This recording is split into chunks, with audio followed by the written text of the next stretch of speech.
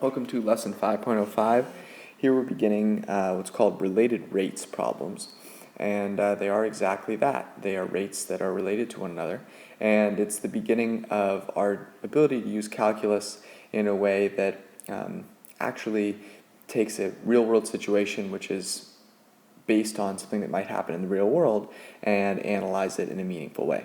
So of course this will take lots of hard work and dedication, but it will be well worth it.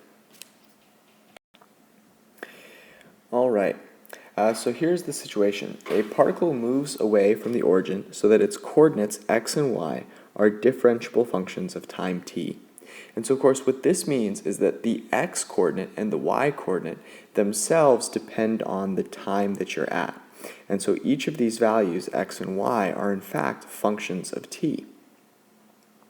So in part A, you want to draw a sketch of the situation where the particle is at a random point in the first quadrant, label appropriately, and include the distance d from the particle to the origin. So this sketch should be an xy coordinate axis. Notice there's no t-axis. It's just understood that x and y are functions of t. And so in order to find your x and your y value, you would need to know a time t. Then you want to write an equation that relates d, x, and y, d being the distance from the particle to the origin.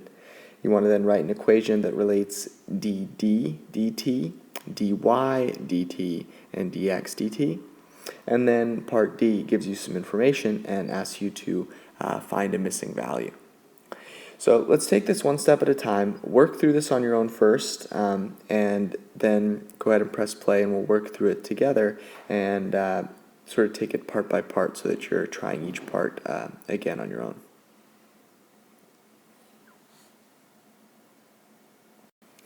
Okay, so to begin with, here's a sketch of my situation.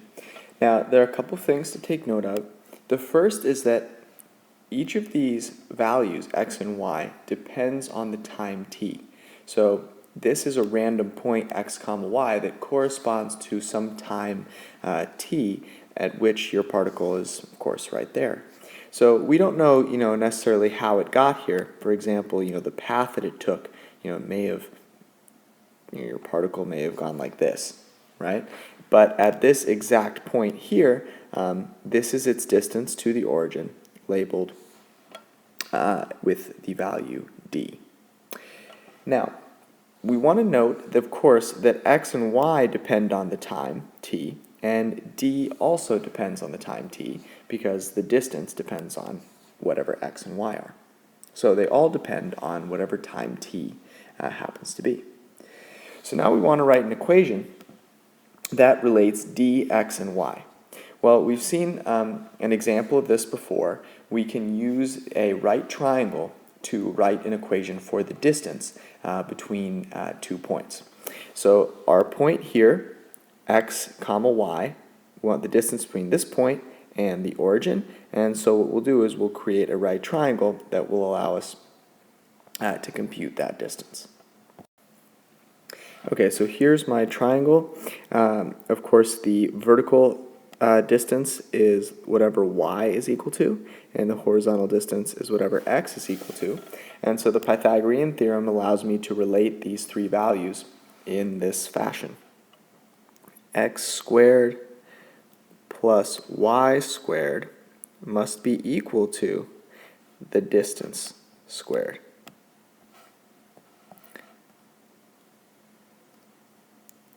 Now, we've seen that in situations where we're trying to minimize or maximize, we can leave it in terms of the distance squared, and certainly you can solve this problem doing that as well. But in this situation, let's take a look at how everything would work out if we actually solved for d. So we would square root both sides, and of course, when we're square rooting both sides, we have to consider both the positive and the negative value of what we're taking the square root of, or we're getting the square root of. But in this case, it's representing a distance, and a distance is always positive. So when we square root both sides, we'll only need to consider the positive version.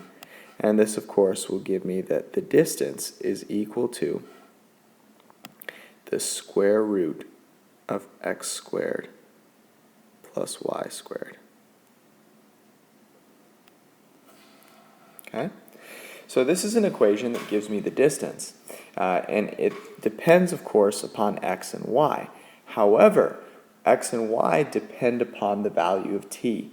And so even though it's not written in terms of t, if we knew how to compute x and y based on t, we could substitute that in for x and y, and this, in fact, would be a function in terms of t. So d is actually a function of t, as is x and y. So when we want to write an equation that relates the derivative of distance with respect to time, the derivative of the y-coordinate with respect to time, and the derivative of the x-coordinate with respect to time, what we're really doing is saying let's differentiate both sides of our function with respect to time. Now, if you notice, what we're doing here is differentiating implicitly. We're differentiating with respect to time. Notice there's no variable t involved in this equation whatsoever, but we're treating each of these variables as a function of time itself. So when we differentiate d with respect to time, what we have to do is say, okay, this itself is a function of t. So we're going to take the derivative of the outside. This is nice and easy because it's d to the first power. So we multiply by 1, decrease the exponent by 1, and we just get 1. But then we have to multiply by the derivative of the inside with respect to time, which is the derivative of distance with respect to time, or dt. So it will look like this. 1 times, I'm not going to write the 1, I just end up with dt. Now, on the inside here, I have a similar situation. I have a situation where I have x and y, and both of these are functions of time. But I am taking the square root of this, and so I have an outside function. I need to utilize the chain rule. So I'm going to take the derivative of the outside function with respect to x squared plus y squared. So the derivative of the square root function is 1 over 2 times the square root of whatever that is. So I'll have 1 over 2 times the square root of x squared plus y squared times, and now I have to take the derivative of the inside, and the derivative of the inside is the derivative of x squared plus y squared. So using the sum rule, I can take the derivative of each independently. So I need to make sure I have parentheses here.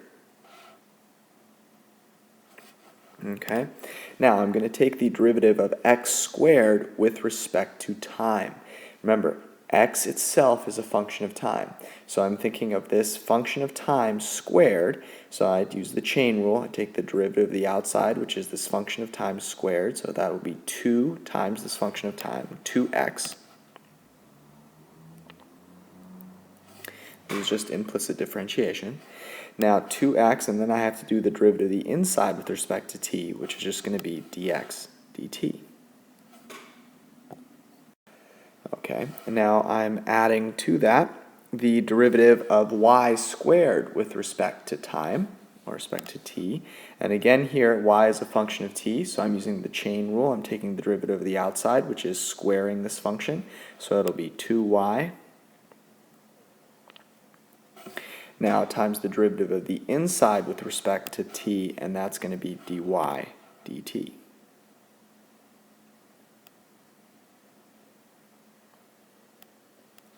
Okay. Now notice that I could do a little bit to simplify this. I could factor out a 2 from this factor here, and that would cancel with this 2 here. So I can rewrite my equation as such. And of course, this is a nice function that relates the derivative of the distance with respect to time to the derivative of the x-coordinate with respect to time and the derivative of the y-coordinate with respect to time. So notice, this is actually an equation which involves the rate at which the x-coordinate is changing, the y-coordinate is changing, and the distance itself from the part of the particle from the origin is changing. So in part B, we wrote an equation that related the static points. In other words, at this particular point, what's the relationship between, or for any point, what's the relationship between that point, the x and the y value, and the distance d. That was part B. But what we're able to do by implicit differentiation is then to write an equation which involves not just the static point, but actually the rates at which they're changing. And so this is where related rates comes from. We have a relationship between the rates of different variables, or the derivatives of those variables. Okay, so now using this equation here, what we'd like to do is figure out essentially what the value of dy dt is at 10 seconds.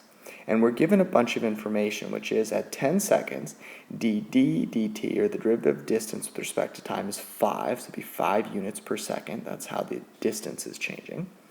Dx dt is 2, so the x-coordinate is changing 2 units per second. X is 3, y is 4, and we want to find the value of dy dt. Now notice in our equation here, we have the value of this, this, this, this, this, and this, and we're going to be solving for this. So that shouldn't be too hard. We can go ahead and do that. So when t equals 10 seconds, I have this equation set up. All I've done is substitute in the values appropriately. Now notice to solve for dy dt, I can multiply by 5 on both sides. Then I can subtract this value of 6 and divide by 4 to solve for dy dt. And so solving gives me that the derivative of the y-coordinate, or the instantaneous rate at which the y-coordinate is changing with respect to time when time is 10, is 4.75 units per second. And this is a classic related rates problem. So there are a couple of characteristics that occur when we have a related rates problem. Related rates problem is always going to involve variables which depend upon time. So in this case, the x and the y coordinate of our particle depended upon time. And we're always going to have a situation where that is the case. And that is going to allow us to then write an equation to, in other words, relate all of the variables together. And because all of the variables depend upon time, we can take the derivative with respect to time of both sides of our equation, and that will give us then an equation that relates, as we saw in part C, that relates the rates together. So we start with an equation that just relates the values of the variables together, and we're able to come up with an equation which relates the rate at which those variables are changing with respect to time. So that way, if we're given some information, in this case we were given a lot of information about when time was equal to 10 seconds, we can then solve for a particular rate at that particular time. So just in this very simple problem, you've already seen the vast power of these types of problems. In the past, we had only been looking at particle motion in one dimension, right? A particle is moving in a straight line, along the y-axis or the x-axis. But now we can have a particle that's moving in any way that it wants, where its x and its y coordinate are functions of time, and we can find out a bunch of different characteristics about its motion. And we're going to see that this has many different areas of application, and some are very similar to this, and some are quite a bit different.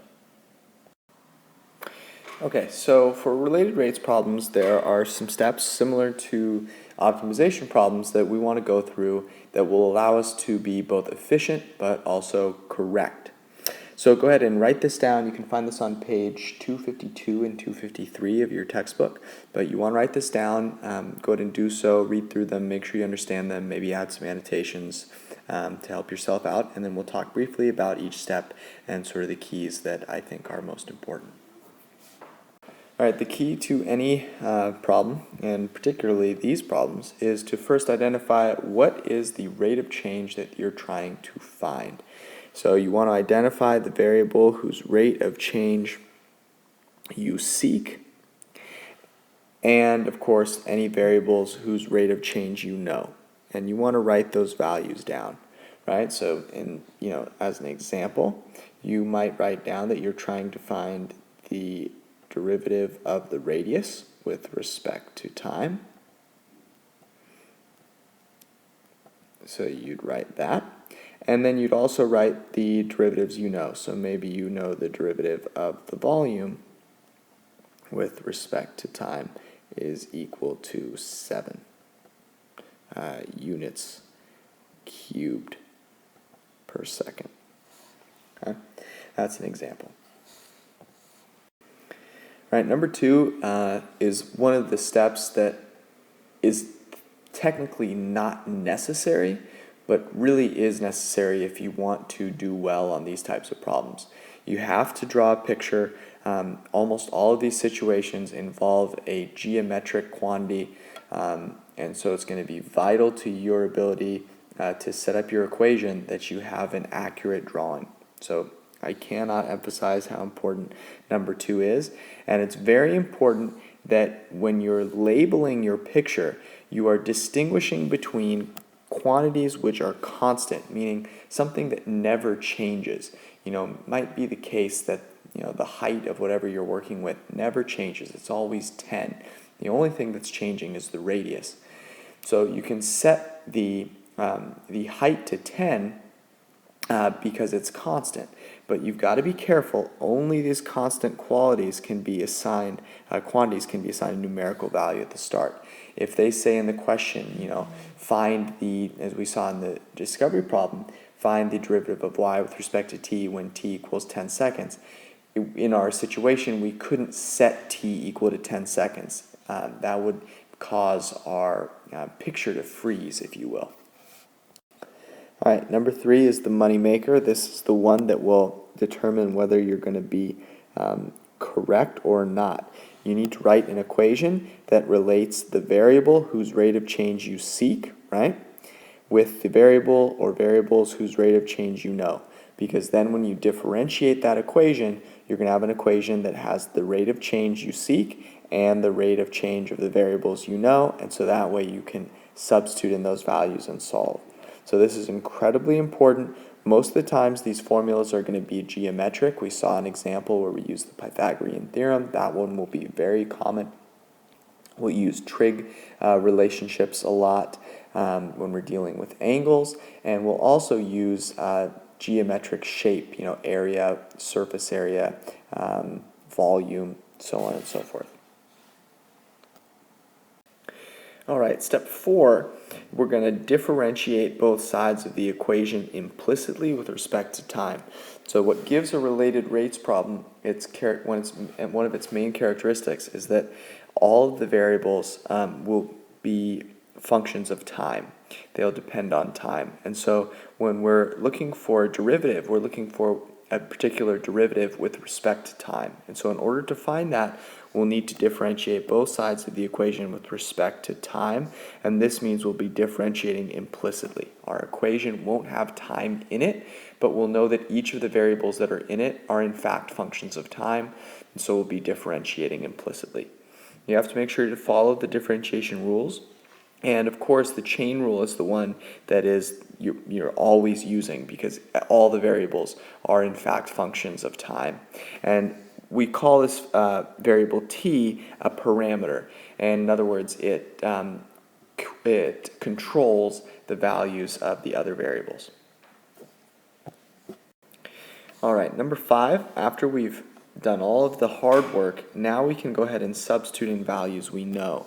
So remember in the beginning I said, look, they might tell you that the derivative of volume with respect to time at time 10 seconds is 7.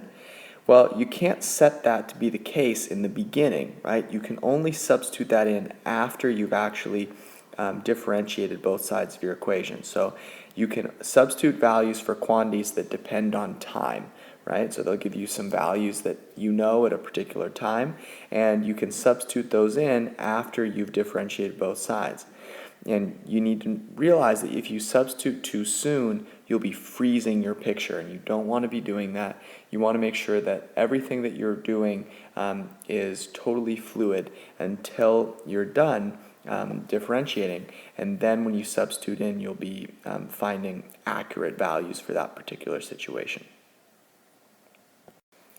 And of course, once you've found your numerical value, you can't forget to write out your solution with correct units and any correct sentence structure that needs to go along and explain your answer. And then reread your answer and just ask yourself, does this make sense? If it doesn't make sense, ask yourself why, and go back and try and find your error. If it does make sense, pat yourself on the back and move on. So what we'll do when we solve related rates problems is we'll come back to this strategy. It seems long, but trust me, there's nothing worse than trying to go through a related rates problem quickly, ending up totally lost, and then all of a sudden you're spending twice as much time as you had hoped. So we're going to go ahead and do a couple of examples together, and then you can go ahead and get started on your assignment. Okay, so problem number 1. A hot air balloon rising straight up from a level field is tracked by a rangefinder 500 feet from the liftoff point.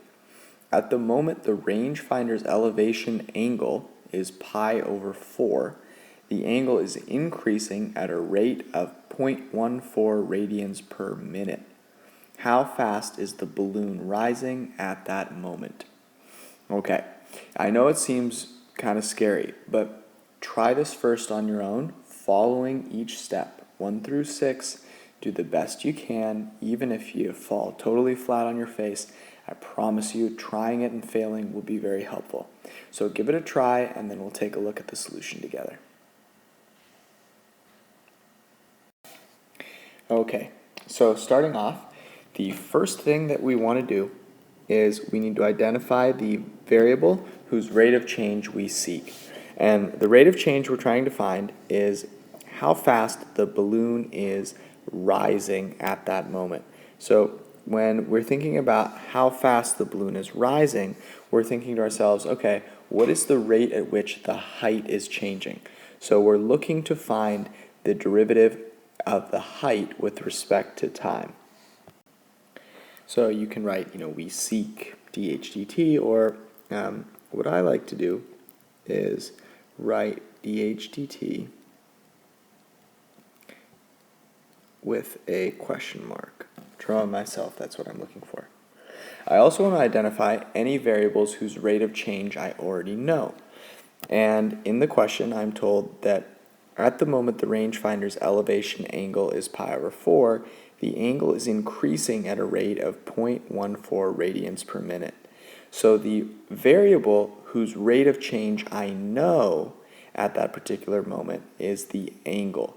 So I want to give this angle a name, and it's often nice to represent angles using theta. You could use x if you wanted, but we'll use theta here.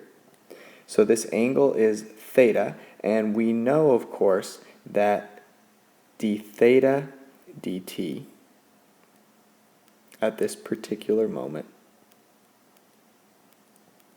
is equal to 0.14 radians per minute.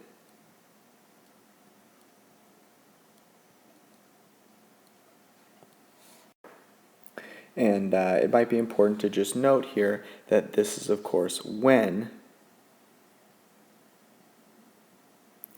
theta is equal to pi over 4.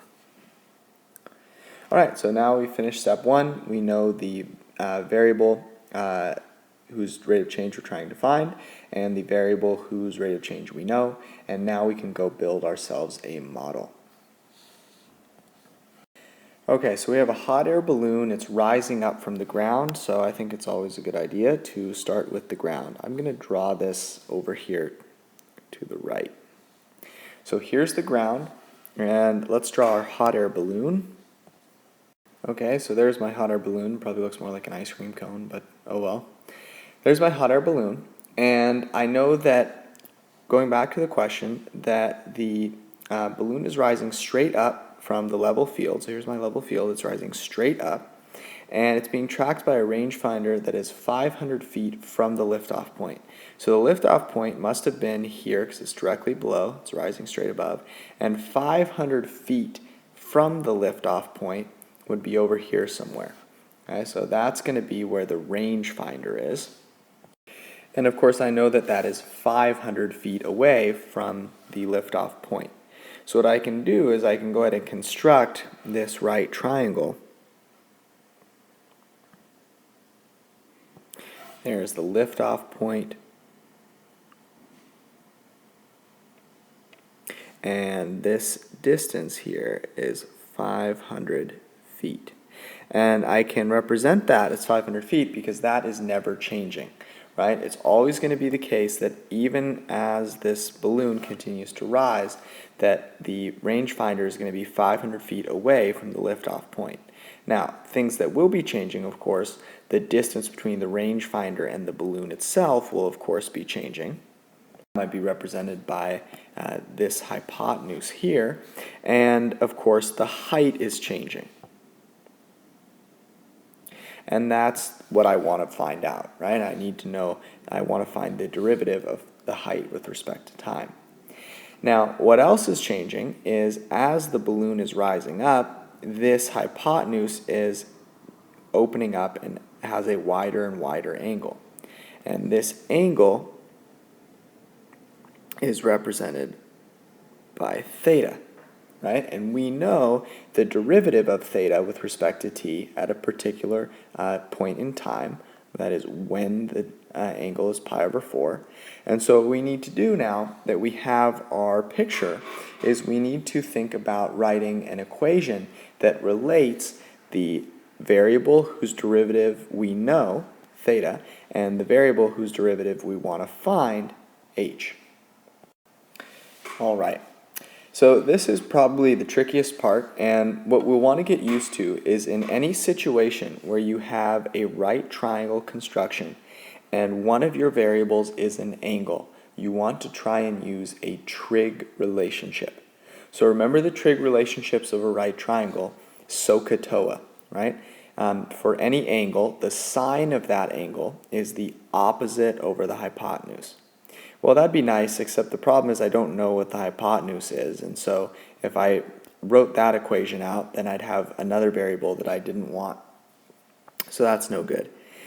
Again, SOHCAHTOA, that means the cosine of an angle for a right inside a right triangle is the adjacent over the hypotenuse. But again, that doesn't work because I won't have h involved, and I need a relationship, an equation that relates theta and h. And so going to the last trig relationship for an angle inside of a right triangle, the tangent of that angle is the opposite divided by the hypotenuse. And that works perfectly because that means the tangent of this angle theta will be the height of the balloon divided by 500.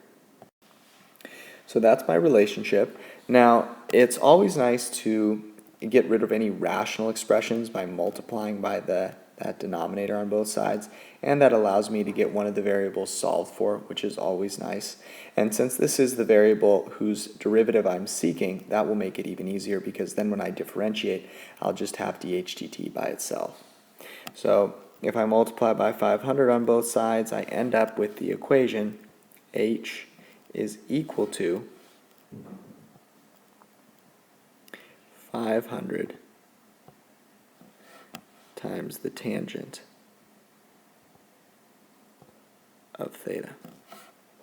All right, so that is my equation that relates the variable whose derivative I know, theta, to the variable whose derivative I seek, h. Now, in step 4, what I want to do is notice that what I'm trying to find is the derivative. And since I currently have an equation that doesn't have any derivatives involved, I need to take the derivative with respect to t of both sides of my equation. So I'll differentiate implicitly, and the reason I can differentiate implicitly is that both of these variables depend on time, right? This situation is a real-world situation, and so as time goes on, these values are changing. Okay, so in step 4, I go ahead and differentiate both sides of my function, or both sides of my equation, with respect to t. So differentiating the left side, remember h is a function of t itself, so when I differentiate implicitly, I have to take the derivative of the outside, but this function is just h by itself. It's not nothing's happening to it. So the derivative of this is just 1, and then the derivative of the inside, which is h, will be dh dt. So I'll have dh dt is going to be equal to, and here I'm taking the derivative of 500 tangent theta with respect to t. So the first thing that I notice is this is a constant value, so I can factor that out. And now I just have to take the derivative of tangent of theta with respect to t. So here I have to make sure that I'm using the chain rule. I'm going to take the derivative of the outside function. So the outside function is tangent of whatever this inside function is. So the derivative of tangent of u is secant squared u. So in this case, u is theta. So I'll have secant squared theta. Now here's where almost everyone makes their big mistake. They think that this is all I need to do, but you can't forget to take the derivative of the inside function, which is theta. And the reason you have to do that is that the derivative of this is not 1. The derivative of theta with respect to t is d theta dt. So I need to multiply by d theta dt. And just a quick note, this is not inside of the argument. I take the secant squared of theta and then multiply by d theta dt. So here's my equation that relates now, notice, the derivative of theta with respect to t and the derivative of h with respect to t. So I know this value at the particular point where theta is equal to pi over 4, and I'm trying to find this value. So now in step 5, I can substitute in the known values that depend on time. Notice the values that depend on time that I were given were theta, which is pi over 4 at this particular time, and d theta dt, which is 0.14. The value I was given that didn't depend on time was this 500, and that's why I was able to implement it at the very beginning. But these two values actually depend on time, so I can't substitute them in until I've finished differentiating. So making that substitution will give me that dh dt, the derivative of the height with respect to t. Now, of course, this is when the time is such that the angle is pi over 4. So I have that is equal to 500 times secant squared of pi over 4 times, and the derivative of theta with respect to t at this particular instant is 0.14. So times 0.14. Now you can certainly do this with a calculator because secant is the reciprocal of cosine, but because we're dealing with pi over 4, it's actually probably easier to just take a quick look at a unit circle, and you could sketch one out like I'm going to try and do right now. And so if you think about pi over 4, that's this angle here, and at that particular angle cosine is square root of 2 over 2. So the reciprocal of that is going to be 2 over square root of 2. So that's secant at pi over 4, and then you need to square it. So you're going to have 4 over 2, and that is 2. So now when you're solving, you will have 500 times 2 times 0.14. And that, of course, is 1,000 times 0.14. And whenever you multiply something by 1,000, you move the decimal place over 3 places. And so this will be 140. Now, you know that you've solved for dHdt, but if you just said 140, you wouldn't be getting full credit for all the hard work that you've done, because of course this has a meaning in terms of this particular situation. This is the value that tells you how fast the balloon is rising when, or at this moment, when the angle is pi over 4 radians. So you want to make sure that you are giving it the appropriate units here. And notice that we are measuring the distance in feet, as we are told here, 500 feet.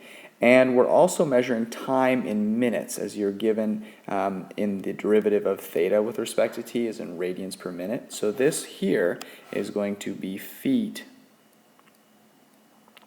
per minute. And you would write out your solution and say that the balloon is moving 140 feet per minute at the time or at the instant when the angle of the rangefinder is pi over 4 radians. Here is my completed and written answer. Notice that I mentioned the moment in question. I actually said it's a moment when theta equals pi over 4. And I said that the balloon is moving at a rate of 140 feet per minute. So that makes sure that I get all of the possible credit. All right, let's do one more quickly. All right, here is another question for us to take a look at. I'm going to spend much less time on this one, so go through this first on your own, and then you can potentially skip through my explanation and check your answer, or you can go through it nice and slow, depending on how you're feeling. Just whatever you do, make sure that you are following the strategy that we outlined.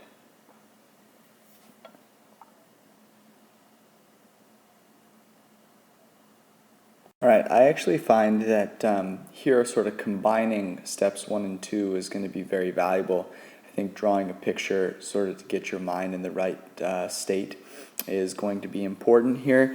You have a police car traveling north from the north towards an intersection. So here's my intersection. It's traveling from the north, so it's going this way. I drew an arrow there to show that, and it's chasing a speeding car that has turned the corner and is now moving straight east. So, the police car was chasing, and here was the car, and it made the turn, and so the car has made the turn and is heading straight east. All right, now with that sort of basic setup, I can go and see which rate I'm trying to find. And so I see that I'm trying to find the speed of the car, so I'm looking at the rate at which its distance from the intersection is changing. All right, what is its speed in this direction? And so I need this variable, and since this is a horizontal distance in my picture, I'll give this the variable x. And so I'll be looking for dx dt. That's the rate which I seek. Now, the two variables whose rates we know. So first we are told a rate which is that the police determine with radar that the distance between them and the car is increasing at 20 miles per hour. So that's the rate of this distance here. So now that I've drawn that and I've labeled it with the variable d, I can write down that I know that the derivative of the distance with respect to time is one of the derivatives I know, and I know that that's going to be 20 miles per hour. And it's positive 20 because it's increasing. So we know that the car is actually getting further away than the police car can catch up with it. But that's not it. We also know that the cruiser is moving at 60 miles per hour at the instant of measurement. So at the instant when we're going to measure, the police car is moving in this direction at 60 miles per hour. Now, it's important to recognize that this police car is moving in the negative y direction. So first let's give this the label y, but then we'll write down that the derivative of y with respect to t at this instant is equal to negative 60 miles per hour. And of course, this instant is the instant when x is equal to 0.8 miles and y is equal to 0.6 miles. Okay, so with that in mind, notice that the rates I know are the rates of d and y. The rate I seek is the rate of x. So I need to write an equation that relates these variables together and then differentiate them. So I'm going to go ahead and do that quickly. Go ahead and, if you haven't already, do that on your own, and then you can check your work. Okay, so as you can see, step 3, I just used the Pythagorean theorem. Notice here that I didn't square root both sides of my equation. I kept it as d squared, and so that way when I differentiated with respect to t, it made my life a little bit easier. And you'll see that we'll do just fine. If you square rooted both sides, you'd do fine as well, and would still be able to find the correct answer. I make sure that I differentiate implicitly with respect to t. Each of these variables is a function of time, and so when I differentiate, I have to use the chain rule and multiply by the derivative of the inside, which is in this case d dt, dx dt, and dy dt. Then I notice I can factor out a 2 here, and then I have a 2 here, so I can multiply by 1/2 on both sides, and that gives me this equation here. Now I'm ready to substitute in any of the values that depend on time, and those are all of these values here. These all depend on time, so let's go ahead and substitute those in. Okay, so when you go to plug in your values, you'll find that you have all of the values you need with the exception of d. Well, you actually do have d, and here's why. At this instant, x is equal to 0.8, so this would be 0.8. Y is equal to 0.6, so this is 0.6. And this is a right triangle, so this side length squared plus this side length squared equals this side length squared, right? That's the equation that we started out with. So if you want to solve for d at any particular instant, you take the two other side lengths, square them, add them together, and square root them. So I'll show this work over here. So this is where I find d, and it turns out that the distance d is 1 at this particular instant. So this will just be the value 1, which works out nicely. And then I'm just going to solve for dx dt. So solving for dx dt, I get 70, and if I leave it at 70, I'll be doing all this work for nothing. I need to make sure that I interpret this in terms of the situation. Remember, dx dt represents the speed of the car, and so this speed is miles per hour. So this will be, the way that I'll write out my answer is as such. So at this instant, the car's speed is 70 miles per hour. Now, you want to make sure you ask yourself, does this answer make sense? And there's more to it than just being a positive value. You know that it's traveling in the positive x direction, so you know that it should be positive. But you can actually do one more check. Remember, you were told that the distance between the police car and the car that it's chasing is increasing, which tells you that this car should be traveling faster to the right, in other words, to the east, than the police car is traveling to the north. And the police car is traveling to the north at 60 miles per hour in the negative direction, right? In other words, just going this way. And so it should make sense that the car is traveling at something greater than 60 miles per hour towards the right. So this answer, in fact, does make sense. All right, now go ahead and move on to the homework for section 5.05.